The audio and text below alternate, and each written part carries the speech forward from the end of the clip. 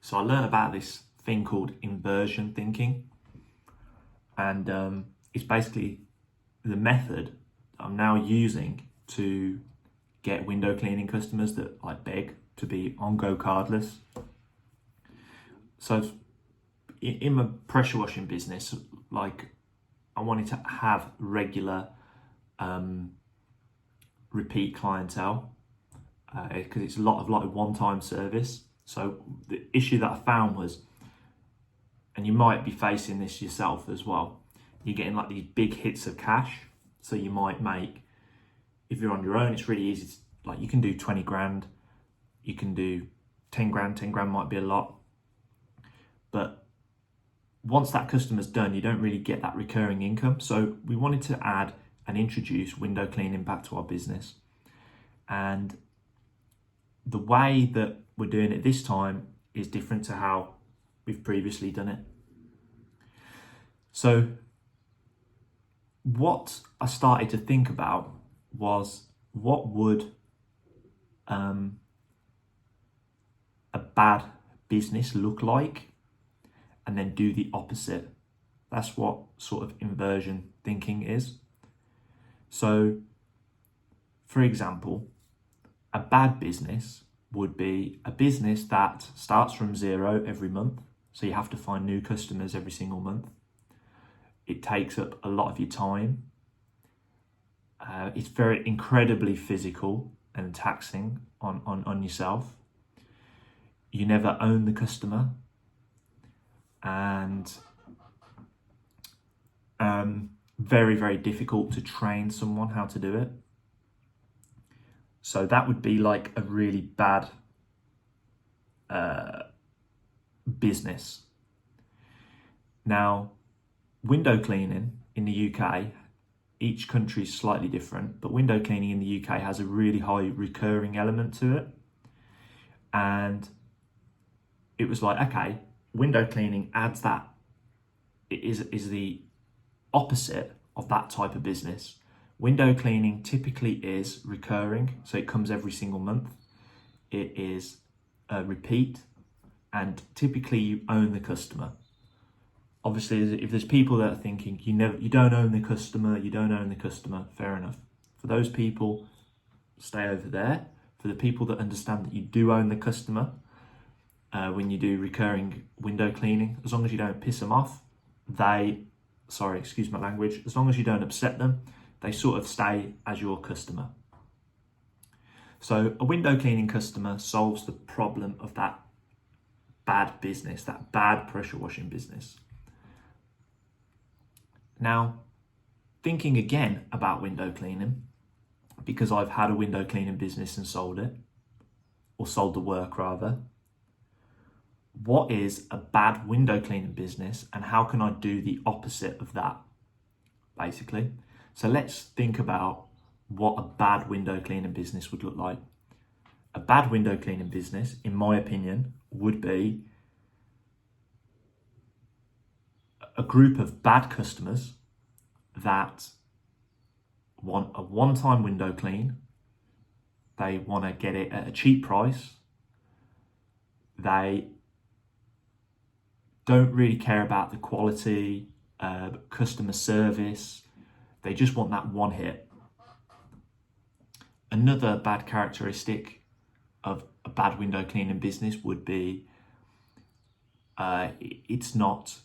the pricing is all over the place, so you don't really know what you're going to charge for the customers.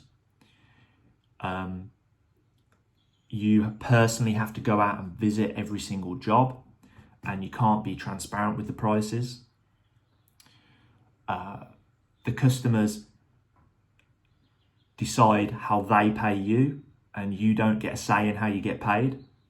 For example, they only pay cash and you have to go out and collect the money every time, or they only pay by bank transfer, so you have to go and make sure that people have paid and check that people have paid, and then mark their account as they're in credit again and they're not owing, so you're having to chase up money every single month. Another way that a bad window cleaning business could be is you've got everything in a diary, and the diary gets messy, and you've got no control over your schedule. You don't know how to get new window cleaning customers. That would also be a bad window cleaning business. Like, you didn't actually understand how to get those new customers. And that's pretty much as bad window cleaning business that I could possibly make inside my head. Now, if you're listening to this and you think that your business is like that, you might be experiencing what a bad business is. And you've got to be honest with yourself, which I've been in the past. I've been honest and gone, this is a bad business. I don't like how it's set up right now. And by having that bad image of a business, I can now paint another picture, which is, what does a good business look like? So a good business would be as follows. So we've done the inversion thinking now. We've thought of what a bad outcome would be. Now let's think about what a good outcome would be. So a good outcome of a window cleaning business would be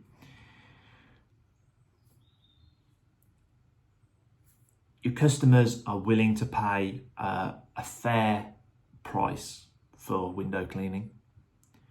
They are on the payment method that you prefer.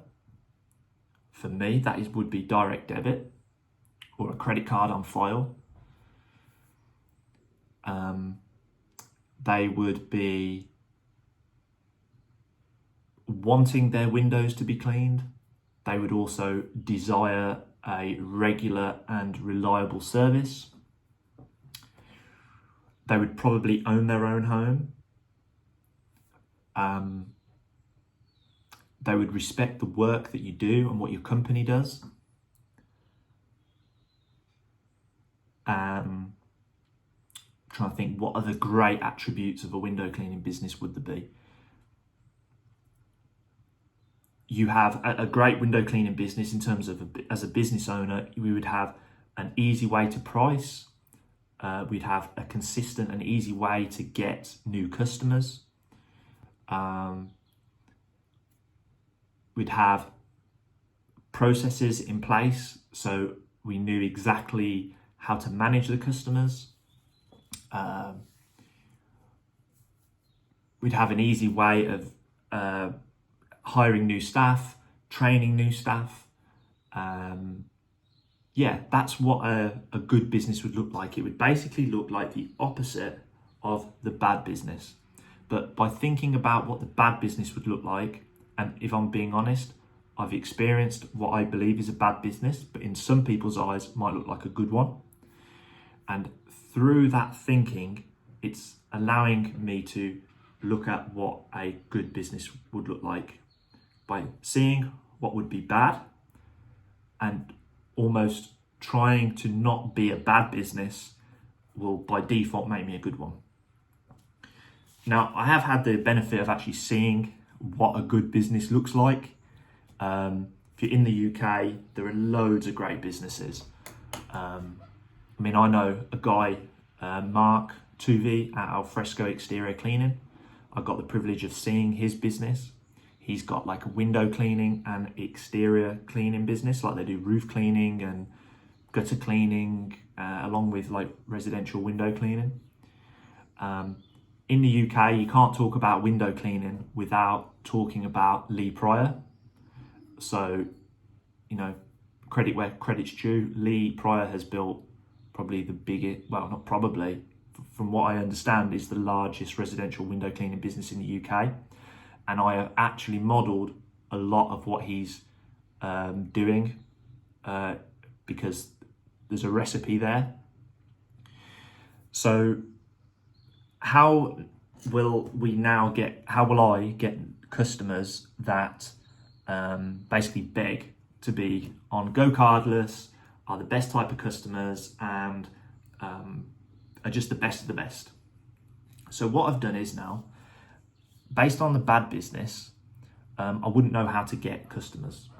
So what I do need to know is how to get customers.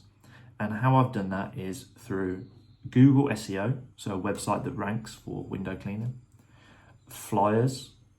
So we've tested a flyer strategy that works so that we can get customers in a bit more of a controlled way. So if I just have to wait for people to look online for a window cleaner, that would be bad because I'm not in control of when people are looking online. But if I have direct mail, which is a flyer, I can sort of control the output and I'll generally get a certain result. So as long as the flyer and the ad creative is good and the offer is good, I will get interest. The other attribute of a bad business would not having pricing and a pricing system. So we now have that in place. And by having transparent prices, we're actually weeding out already the inquiries from bad customers. So that's sort of, by thinking about a bad business, sort of moving along the path to creating a good one.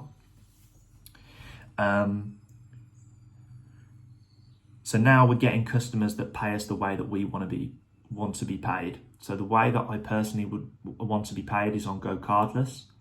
For you might want cash. But that might work for some people. But we want go cardless because a bad business in my mind is one that is, they only want to pay cash, so they're in control of the money.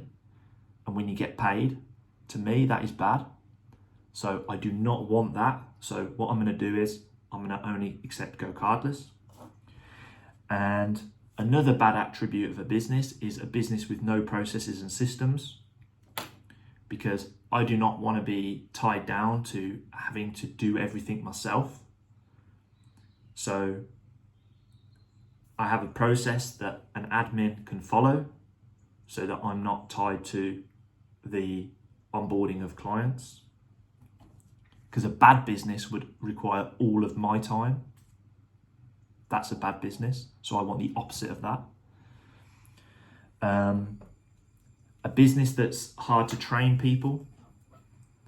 I do like pressure washing, soft washing and roof cleaning, but it is difficult to train that skill. You've got to find the right type of person. There's quite a lot of ins and outs of that particular job.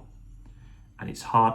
What I've experienced myself is it's hard to find that talent for the prices that I pay. I don't want this to be a limiting mindset for other people. You can do it. But window cleaning, from my experience, is super easy to train. So I've limited the services because I want a business that's easy to not require a lot of my time. So the inversion thinking, again, for myself personally, which I'm sharing my experience with you guys, is a bad business would be something that takes all of my time. I have to do everything, and it's hard to train. So the window cleaning wouldn't require my time. It's easy to train and easy to give to somebody else. So yeah, I'm just sharing this freestyle so you can sort of sharing the lessons of inversion thinking about something that's a bad business. What would a bad business look like? And then do the opposite of that. And my advice to you is, well, I don't want to give you advice. What I've done is I've looked at what a bad business is. I've had bad elements of my business and I've identified that that is bad because it's not going to give me the outcome that I want. And I've tried to avoid those mistakes. So look at a bad business, find out all the characteristics of a bad business and do the opposite. And that's how I was using inversion thinking to only find customers that are going to beg to have their Go Cardless account on file. They have, they're going to get charged when they skip cleans, and they're going to be okay with it because we've already told them the agreement up front. It's systematized, so it won't require a lot of my personal time. It's easy to delegate, easy to systematize, which is a whole different video. easy to systematize for me. It's easy to personally, it's easier for me to systematize that now based on what I know now, but I didn't have all that knowledge before. So yeah, it's easy for me to systematize. So yeah, that's how I used inversion thinking to get my ideal customers. I hope that was valuable. If you've got questions, please put them in the comments below so I can maybe share other insights and see if I can help, basically. Peace.